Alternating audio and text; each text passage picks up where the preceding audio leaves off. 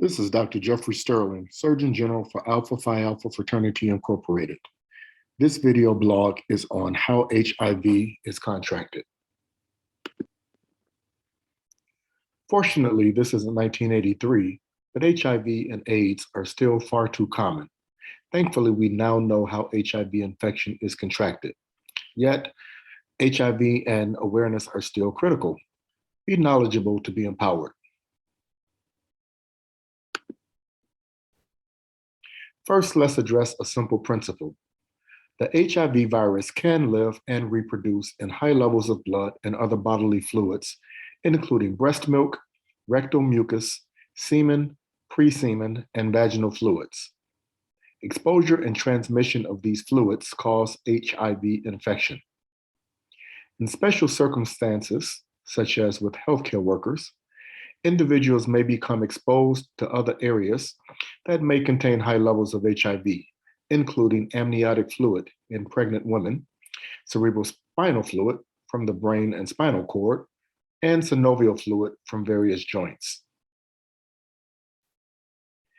You should know that fluids such as feces, nasal fluid, saliva, sweat, tears, urine, or vomit don't by themselves contain high enough levels to transmit HIV. However, these fluids often mix with infected blood. In these cases, the blood exposure can prompt transmission.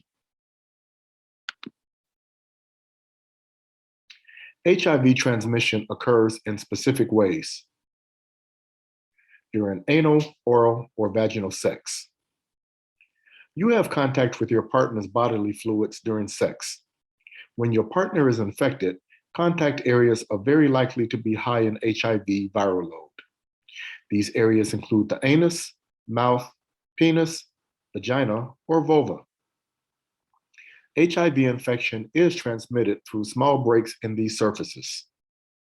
One of the reasons HIV infection rates are higher in individuals with herpes and syphilis is because those diseases cause open sores, creating additional opportunities for HIV-infected body fluids to enter the body. During pregnancy, childbirth, or breastfeeding. Babies have constant contact with their mother's potentially infected body fluids. Means of transmitting HIV from mother to child include through amniotic fluid, blood, and infected breast milk. From injection drug use. Injecting drugs puts you in contact with blood.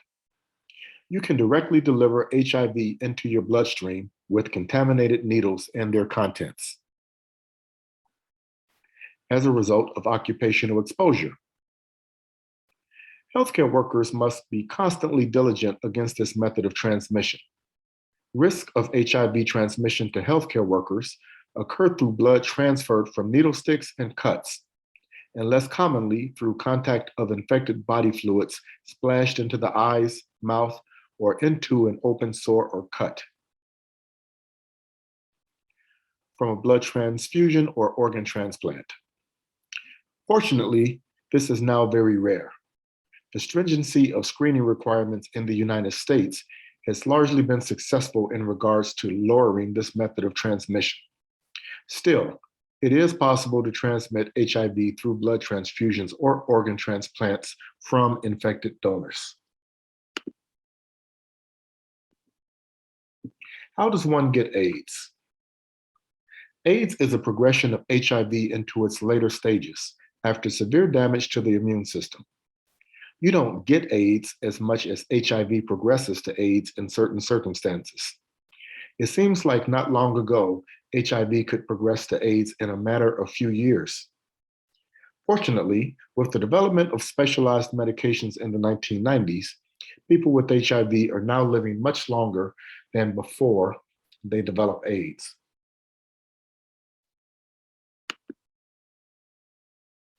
Look for additional content on HIV, AIDS, and other sexually transmitted infections on Sphinx TV, discussing steps you can take to assist you in your health journey.